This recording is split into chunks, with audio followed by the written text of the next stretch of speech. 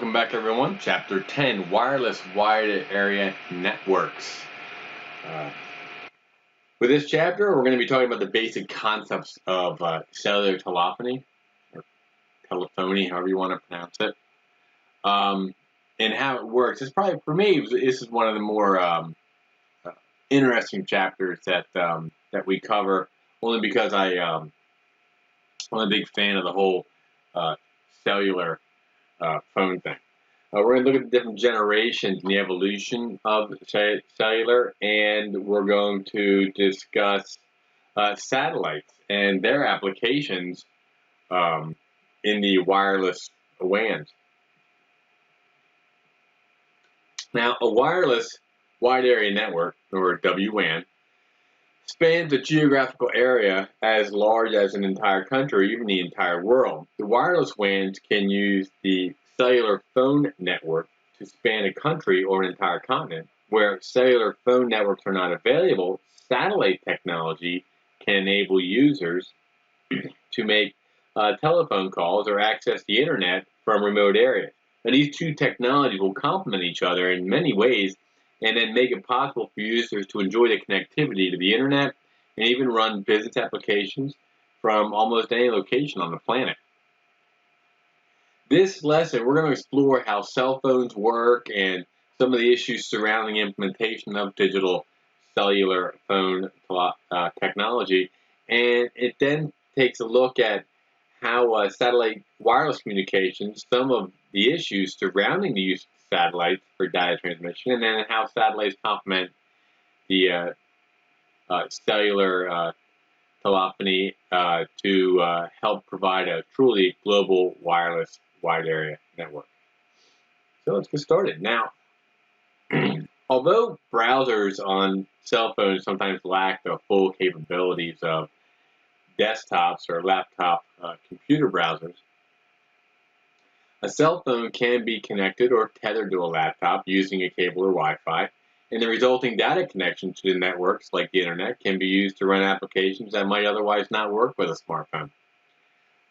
Practically all smartphones include a hotspot feature that enables them to act as Wi-Fi APs, allowing users to connect a laptop computer to the internet using two different non-conflicting wireless technologies at the same time. From the user's perspective, cell phone technology today is as ubiquitous as the wired telephone was a decade or two ago. We have some exceptions in remote areas where cell networks are not available. People use smartphones to make and receive calls, send and receive short text messages, that's your SMS, send and receive emails, access the web, upload and download all types of data files and pictures. Cell phones literally change lives. By the time fishermen tie their boats to the dock, the catch is often already sold to the highest bidder. Farmers in remote communities can sell their products directly to retailers while on their way to the market. Cell phones enable producers and small manufacturers to bypass the middleman, enjoy higher profits, something that in the end benefits both the producers and consumers. From a technological point of view, there's nothing simple about digital cellular telephony. On the contrary, cellular telephones it's probably one of the most complex of all wireless communication technologies. Today's cell phone users expect their phones to perform as well for data as they do for voice calls. Over the past 40 years, developments in cell phone technology have been driven by user demand for high data rates and high quality voice connections. Cell phone technology is marketed by the carriers and better known by the users by the generations. It's a 2G, 3G, 4G, LTE, 5G. The cell phone business from the manufacturer to the carriers is one of the most fiercely competitive businesses anywhere in the world today. Now, cell phone technology continues to grow at what can be described as warp speed. The ever-expanding range of uses and features that digital cell networks can provide to mobile users is one of the main reasons for the growth today. Today, practically all cell phone networks are based on digital instead of analog transmission. Cell phones transmit data at ever-increasing speeds and are no longer limited to primarily voice communications. And you no doubt already know that smartphones can do a lot more than the traditional phone or the mobile phones of even a decade ago. So how does it all work? Well, the key to understanding how cell telephony works is that the coverage area is divided into smaller individual sections that we call cells.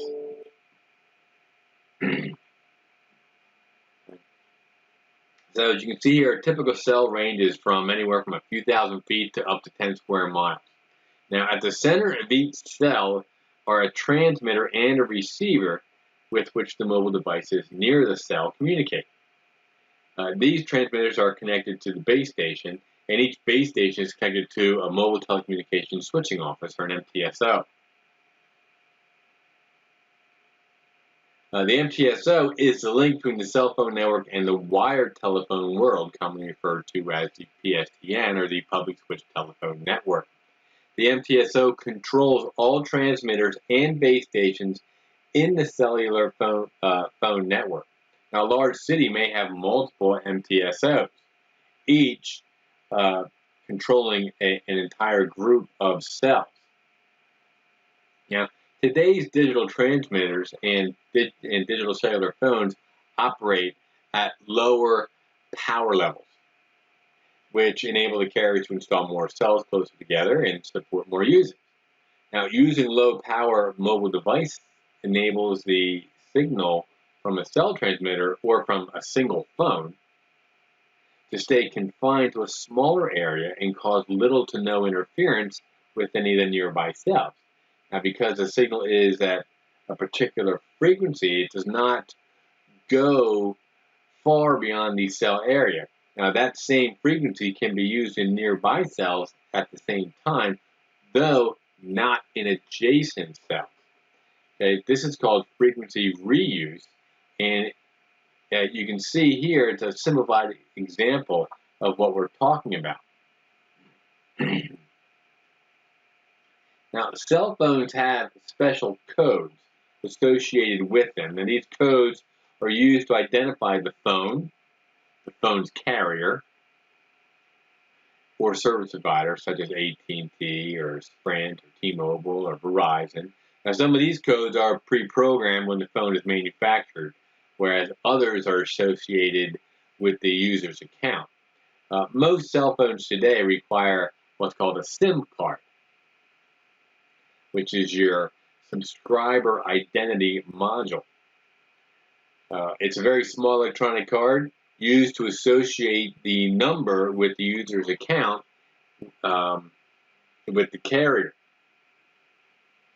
Now, SIM cards can have a 64K, 512K of ROM, between 1K and 8K of RAM, and between 64K and 512K of EEPROM, electronically erasable programmable read-only memory. Now, the user's phone number is stored on the SIM card, and users have a choice of storing contact numbers on the phone's memory or in the SIM card. Users can often move the card between one phone and another and use different phones without reprogramming them. An example of this is when a user is traveling in an area where the frequency bands are used are different from those in their local home area. So you might have to rent a phone that's compatible with your local cell provider there, but you might be able to use your SIM card to keep your phone number and everything else the same. Now here you can see some of the codes that are used in cell telephony along with their respective sizes and their purposes. Note that although these codes are usually present on practically all cell phones, some of them are no longer used by carriers today. So one of these things is an ESN number. An ESN number is permanently assigned to a specific cell phone carrier or cell phone when it's manufactured. The carrier or reseller programs the MIN, the mobile identification number, programs the MIN into the phone when the account is activated. And the SID code is programmed into the carrier's system and then associated with the SIM card when they activate the phone. The IMEI number also identifies the SIM cards, and as you know, cell phones can be locked for a particular carrier, in which case it cannot be used unless the phone is then unlocked. And that is normally what when you unlock a phone after you prove that you own the phone, you can go to your carrier and have your phone unlocked so that you can use it with other networks or sell it on eBay.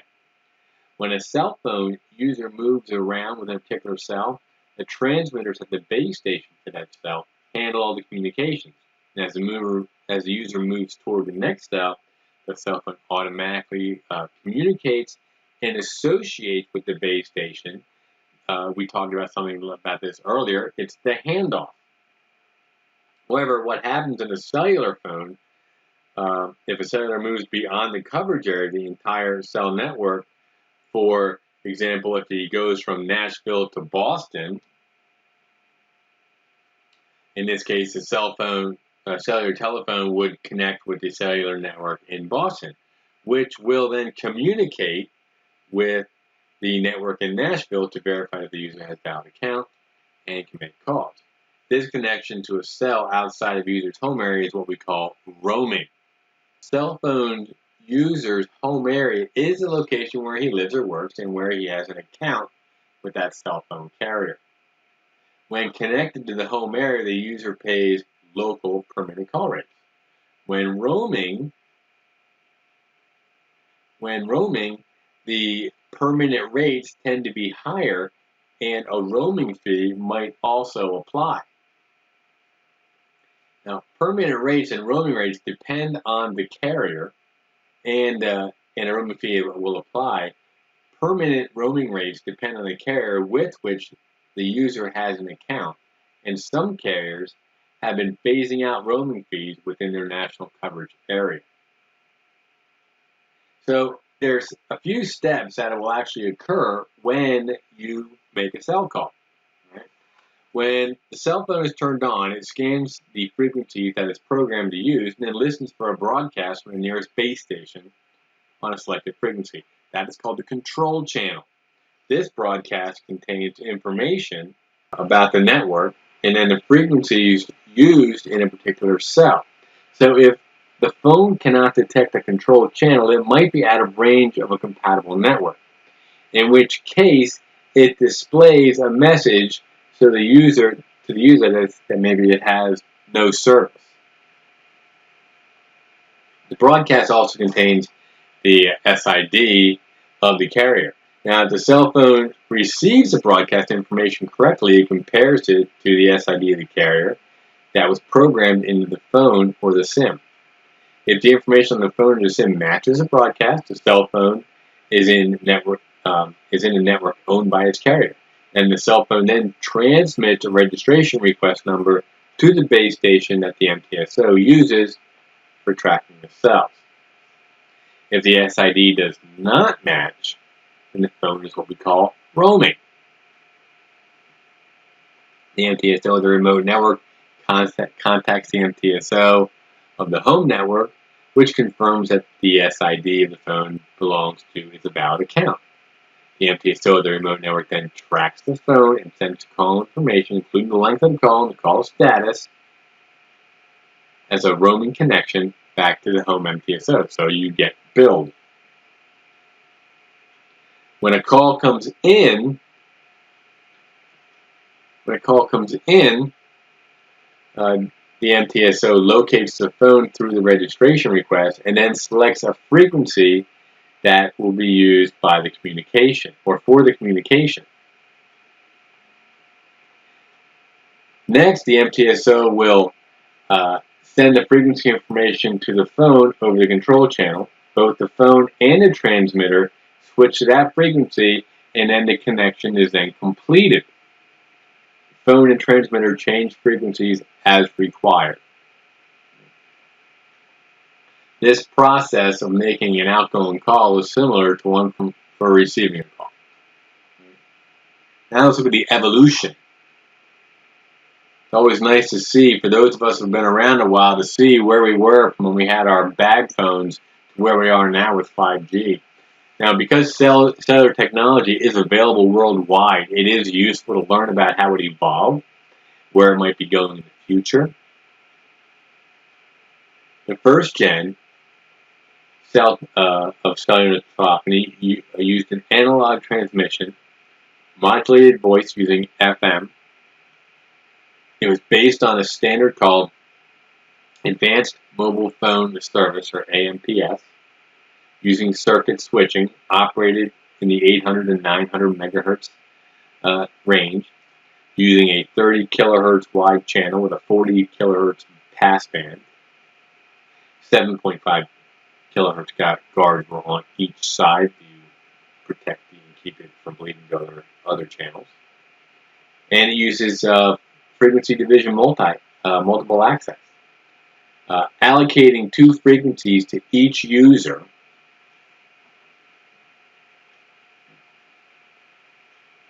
one for transmit and one for receiving. There are 832 frequencies available for the transmission. Out of those frequencies, 790 were used for voice traffic, and the remaining 42 were used for control channels. And because two frequencies were used for each full duplex cell telephone conversation, one to transmit and one to receive, there were actually only 395 voice channels. 21 of these were used to control channel functions.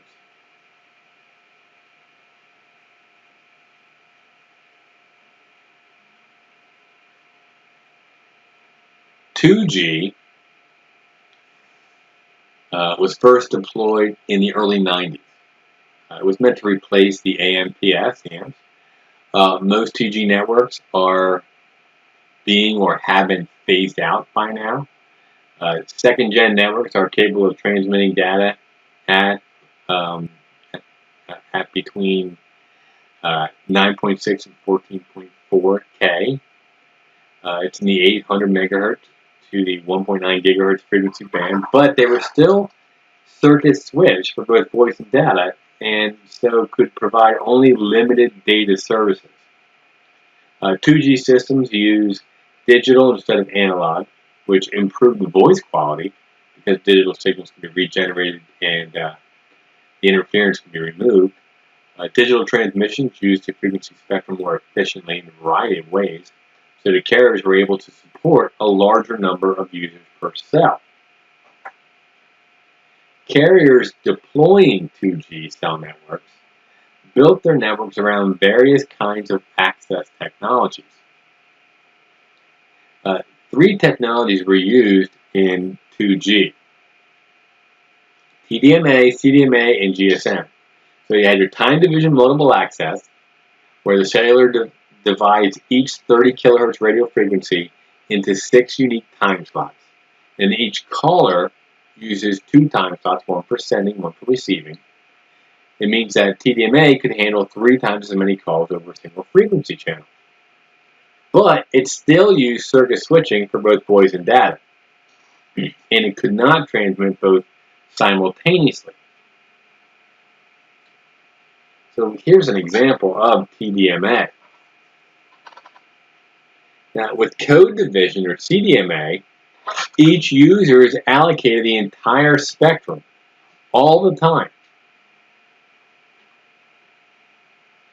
Now, CDMA uses direct sequence spread spectrum and unique digital pseudorandom codes, or PN codes, rather than separate RF frequencies to differentiate between the users.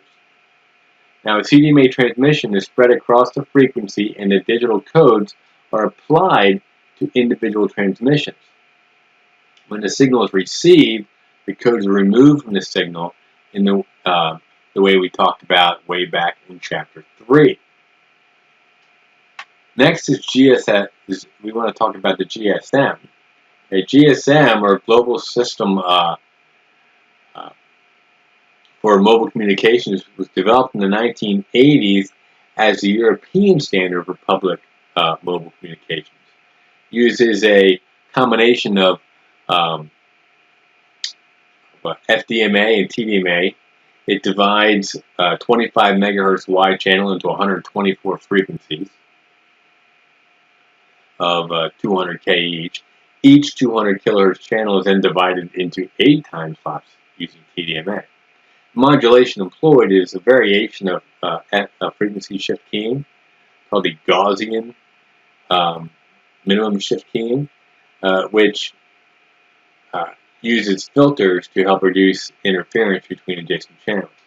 GSM systems transmit speeds at up to 9.6K per second, so they're not really smoking fast. Now, until the mitigation of the next gen, which was 3G, was completed, until that came about, we had an interim step in between. It was the 2.5G. It was widely deployed in North America. It can transmit data at a theoretical maximum speed. This is what a lot of us called our 3G. It could hit 384K. It was also deployed in China, Japan, and Korea. Now, the primary difference between 2G and 2.5 is that the 2.5 networks was transmitted over a packet switch connection, while voice was still circuit switched. Now, packet switching allows an always-on data connection, and it becomes practical to keep the data connection at all times. Each packet is transmitted independently through the network to the destination and only uses the channel for the time required to transmit. So other devices can use the channel to send and receive data. Basically, they're all taking their turns. There were 3 2.5G network technologies, which one was used by a carrier depends on which 2G network technology the carrier was migrating from. So from TDMA or GSM 2G networks, the upgrade path was a 2.5G technology known as General Packet Radio Service, or GPRS. Now, this uses 8 time slots in a 2 kilohertz spectrum and 4 different coding techniques to transmit the data at a theoretical maximum speed of a whopping 114K. The next upgrade step beyond GPRS was the enhanced data rates for GSM, which was Edge. This boosts the data transmission speeds up to 384K, and it's based on the 8 PSK modulation, in which the phase of the carrier is shifted in 45-degree increments, and 3 bits can be transmitted per phase change. Edge-based networks can coexist with GSM networks. Now, for carriers that are migrating from the 2G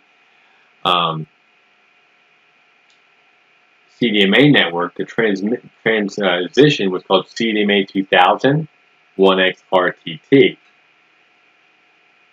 That part stands for one times radio transmission technology. It operates on a pair of 1.25 megahertz wide channels, and it's designed to support up to 144K packet transmission, as well as to double the voice capacity of regular CDMA. 3G cellular telephony was designed to be a uniform and global standard of for your cellular wireless communications.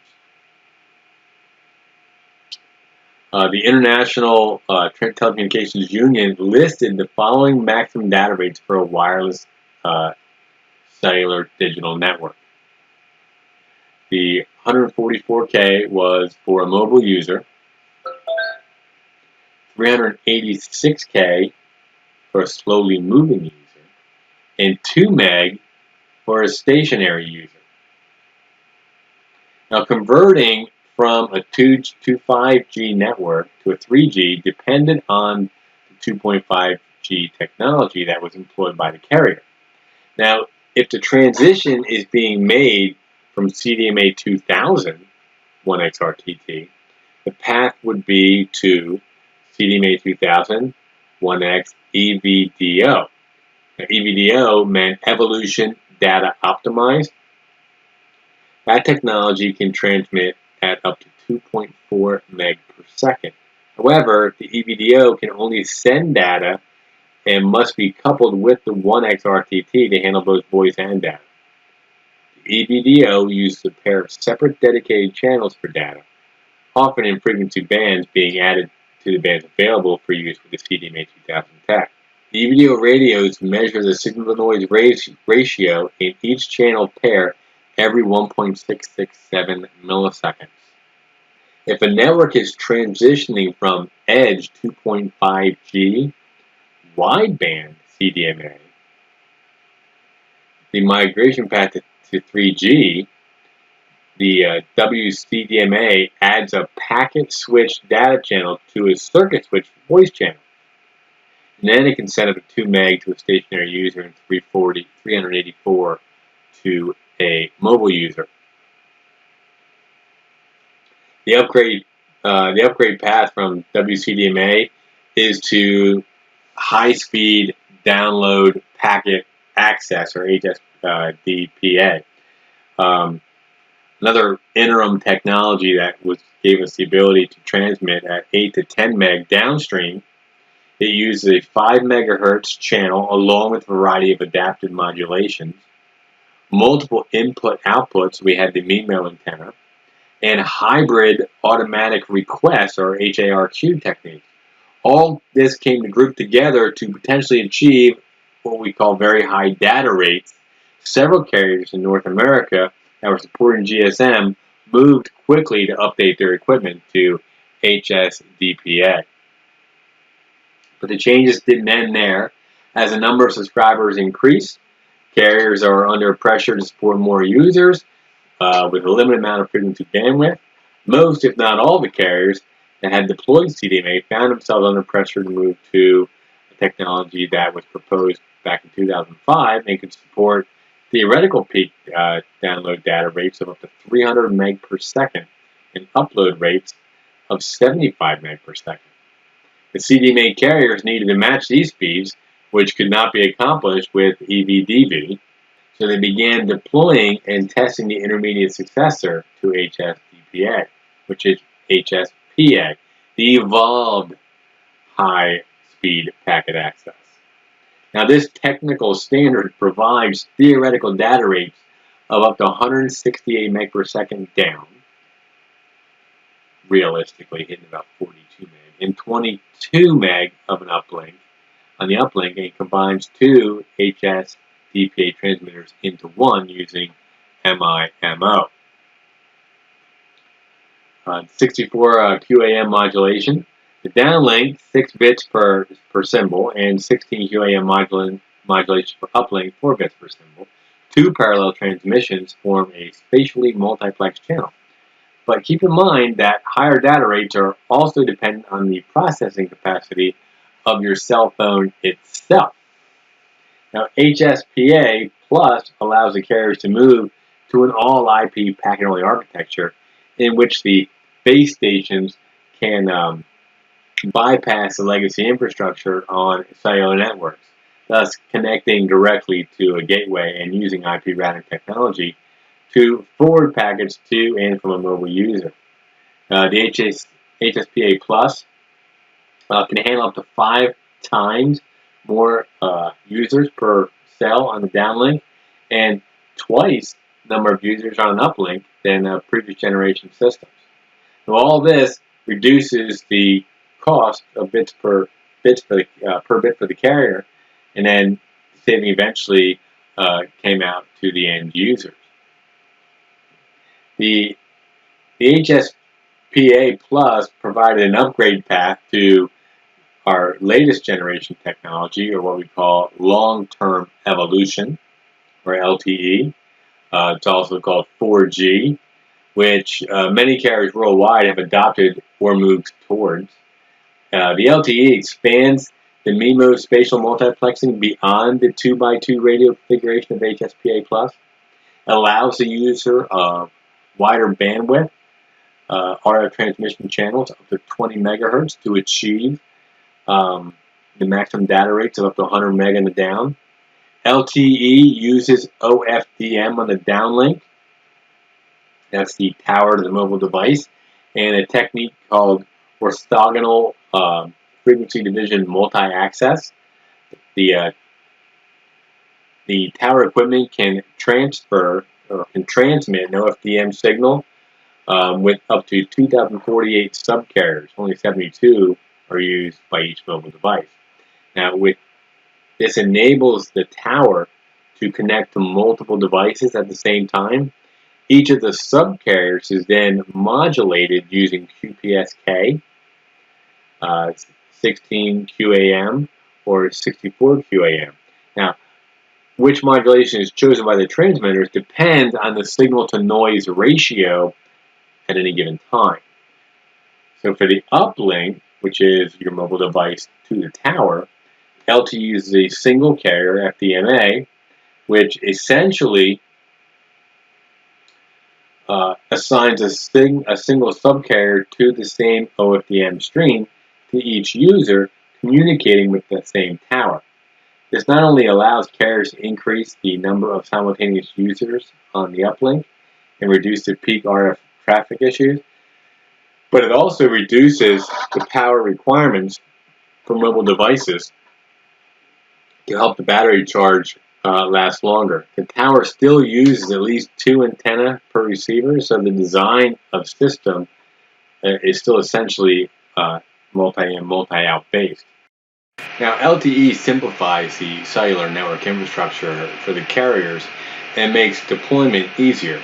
Now, this is one of the reasons why a large number of cellular networks worldwide have upgraded or being upgraded to LTE, as well as the latest evolutions of cellular technology. LTE Advanced and Voice over LTE, which allows you to have your voice, like VoIP, but it's voice over the digital network for cellular. The original version of LTE was introduced by the Third Generation Partnership Project, which is 3GPP, back in 2009.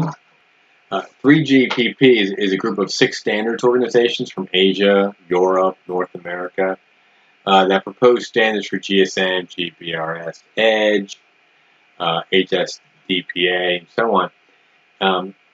In the LTE. LTE Advanced expands on LTE by allowing carriers to combine the 520 megahertz wide frequency channels, thus raising the maximum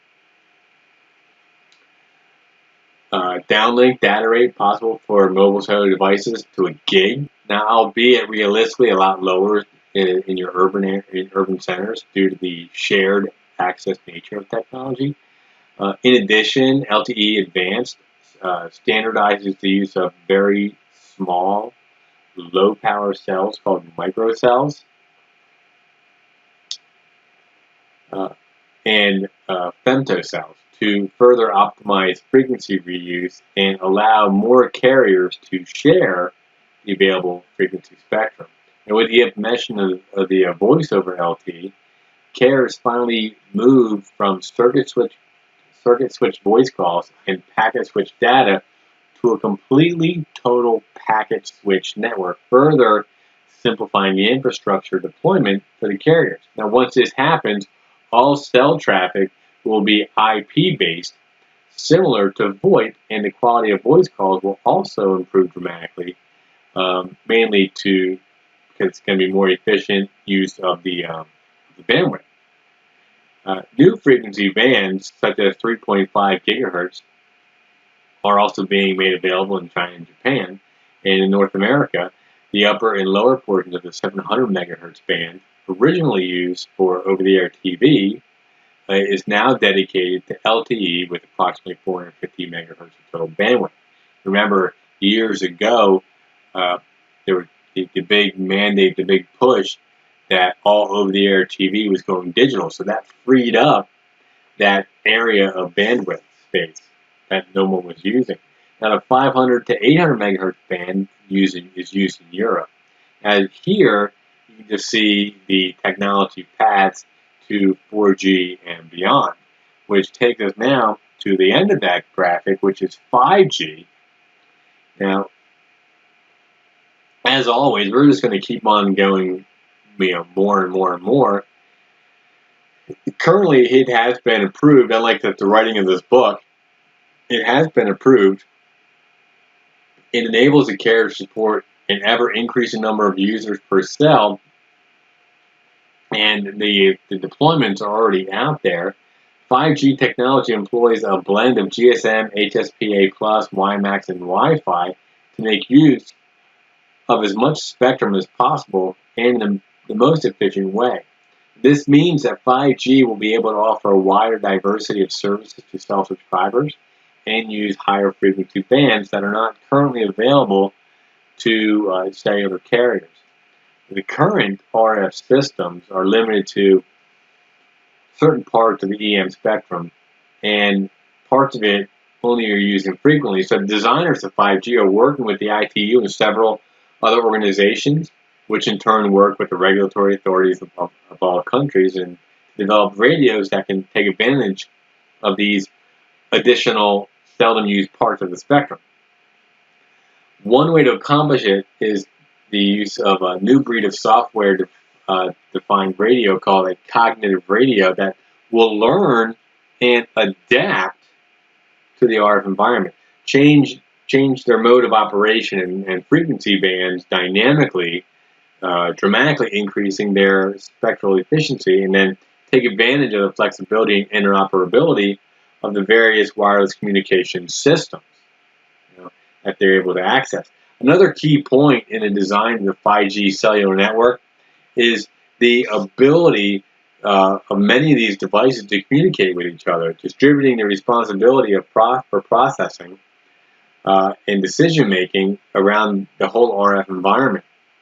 The use of a much larger number of antennas, and then we go from the MIMO, 256 QAM small cells to ensure reliability, and the ability of the radios to differentiate between indoor and outdoor environments by detecting signal strength along with integration of different technologies. It will also help increase the efficient use of the spectrum. As a result, 5G systems will be able to support a much larger number of users per area, and it is expected to support 4K and even 8K video. Data rates will be comparable to those of LTE Advanced, but of course data rates will vary depending on the wireless system that the mobile devices are using at any given time. Based on the table that you have in front of you, you're seeing that 5G is going to be 1 gig, but it really also depends on what your carrier is supporting with 5G. Are they pushing out the entire 5G? Are they using high 5G? Are they using medium 5G?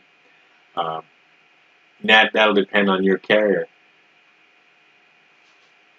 Having one standard available worldwide and steady growth in the number of users will eventually lower the cost for the carriers, allowing them just to become more competitive in the market. Carriers spend billions of dollars to build and continually upgrade their cell networks, and the cost of leasing necessary RF spectrum alone can be astronomical. In early 2001, carriers in Germany paid over $46 billion for licenses to use the spectrum. Carriers in other nations face similar costs, and that's just one element of building a modern cell network. Networks must be deployed, tested, managed, and maintained to keep your customers satisfied. If 5G's design is to be totally successful, it might reduce the need for the wired telephone infrastructure, thereby saving carriers the cost of deploying and maintaining much of their own cable infrastructure. Another WAN or wireless WAN technology that is used and has been around for several decades is satellite communications. They provide the world with global positioning systems, communications to the remotest areas of the planet, and radio transmissions and TV signals that can reach virtually anyone, anywhere on the planet in real time. Satellites also played an important role in wireless WAN data networks because They deliver signals to any point on the ocean, oceans that cover most of the Earth's surface, to the Arctic and Antarctic continents, and to remote and mountainous areas where electricity and cell phone transmission tower infrastructure probably doesn't exist. And although the use of satellites for personal wireless communications is fairly recent, satellites have been used for worldwide communications for over the past 50 years. Satellite use falls into three broad categories. The first is acquiring scientific data, measuring radiation from the sun, performing research, gathering data from telescopes. The second is looking at the Earth from space, and this includes weather and surface mapping, as well as military. And the third category of satellites that are those that are used as reflectors to relay signals from one point on the surface of the Earth to another. Now, this includes communication satellites that reflect telephone and data transmissions, broadcast satellites that reflect television signals, as well as navigation satellites. These three types of satellites are shown here. Now, satellites generally send and receive on one of four frequency bands, which are known as L-band, C-band, and the Ku band, and the Ka band. Now, these bands, as you can see here, right, as you already know, frequency band affects the size of the antenna.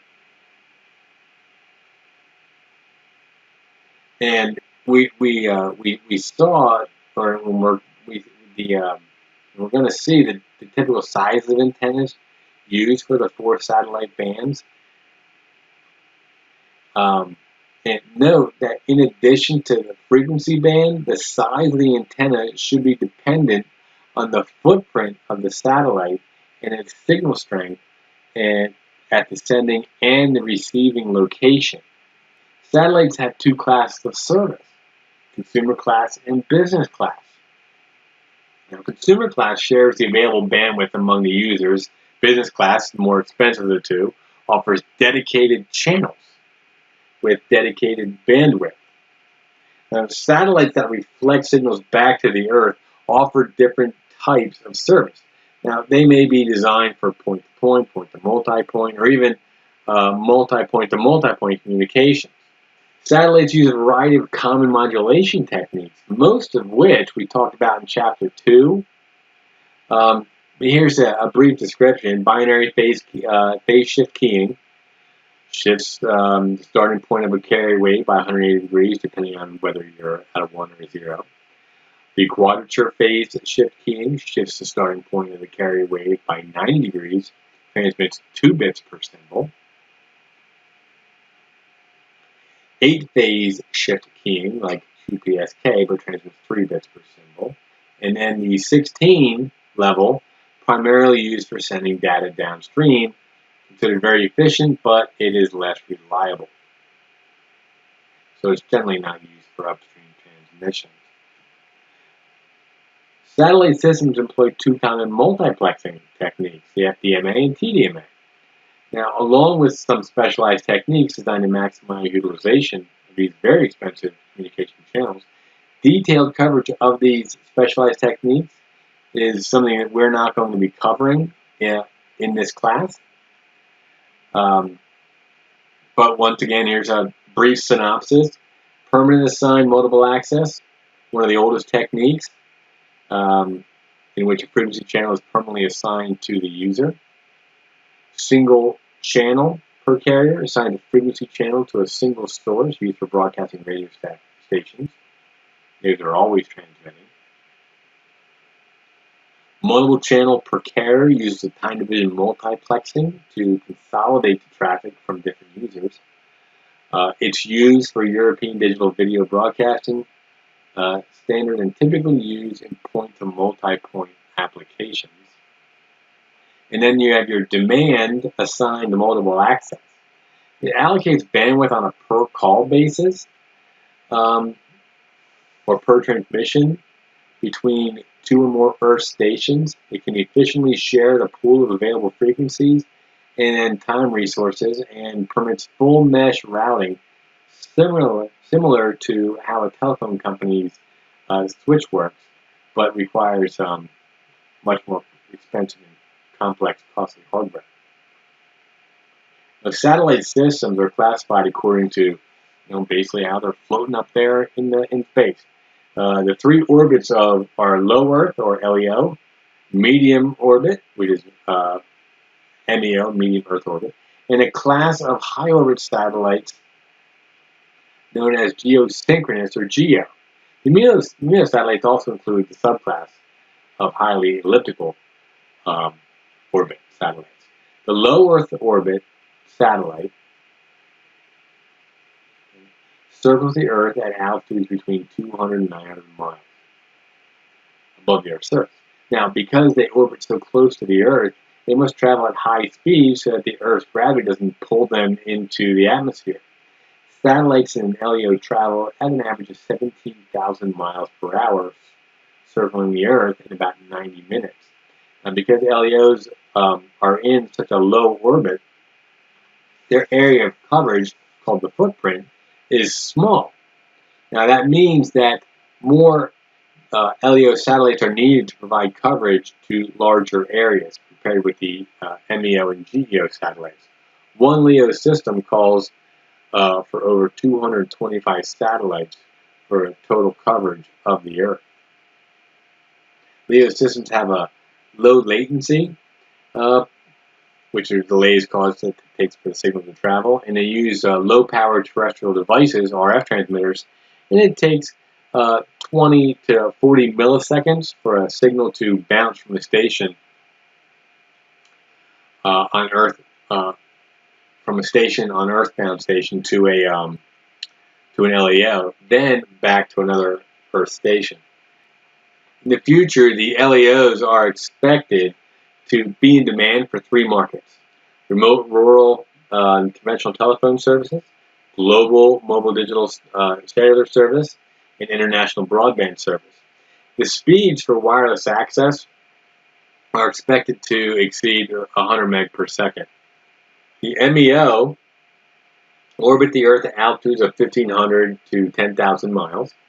Some of the MEO satellites orbit in near-perfect circles and have a constant altitude and travel at a constant speed. Now, because they are further from the Earth, MEOs have 2 advantages over the LEOs. First, they do not have to travel as fast. An MEO can take up to 12 hours to circle the Earth. Second, MEOs have a bigger Earth footprint. Thus, fewer satellites are needed. On the other hand, a higher orbit also increases the latency, the time it takes to get up to the satellite and back, which means that the signal takes from 50 to 150 milliseconds to make the round trip back down to the Earth's surface. Then we have our HEO, which is a highly elliptical orbit or satellite. They're a type of MEO satellite, but with an elongated. The average orbit characteristics of an HEO are about the same. In addition, the HEO satellites have an apogee or maximum altitude and a low perigee or minimum altitude. In addition, HEO orbits can provide good coverage for extreme latitudes. The orbits also typically have a 24-hour period, which means the satellites dwell for a long time at a fixed point on the Earth. This means that with just 2 satellites in the same orbit, one is always visible from any point on the ground. The geosynchronous, these are high orbit satellites stationed at an altitude of about 22,282 miles above the Earth's surface. And when a satellite reaches this altitude at a given speed, it enters a kind of what we call sweet spot, and its orbit literally matches the rotation of the planet. So it means that it remains virtually fixed over a given location on the surface of the Earth and appears to hang motionless in space. Now, a few somewhat rare satellites orbit the planet above 63,330 miles, And because of their great distance from the surface of the Earth, the geo satellites can provide continuous service to a very large footprint.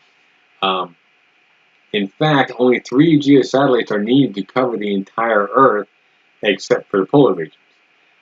Their high altitude causes geosatellites to have high latencies of about 250 milliseconds and require high-powered terrestrial transmitting devices, along with very sensitive receiving equipment.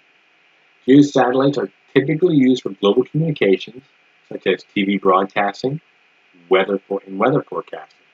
However, today geosatellites are not normally used for telephony or computer communications because of the 1/4 second delay in a round-trip transmission, which is pretty much unacceptable for a user. The distance of the satellite from the surface of the planet causes the delay, and it affects the performance of, um, of computer communication protocols such as TCP.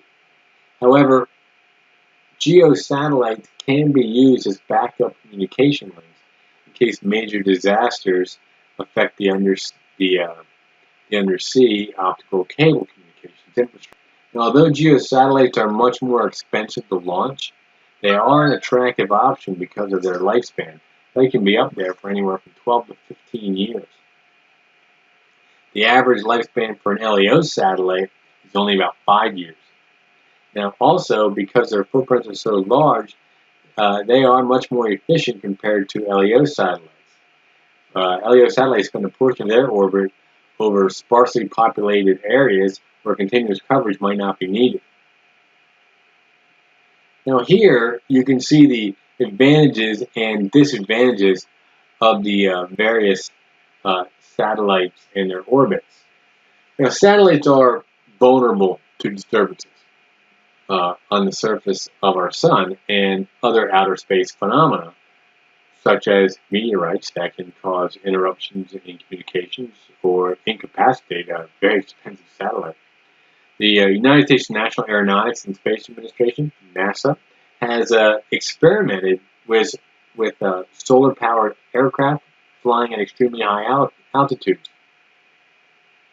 The Google Project Loon has launched experimental balloons that travel around the planet on the jet stream. And Facebook is experimenting with solar-powered drones.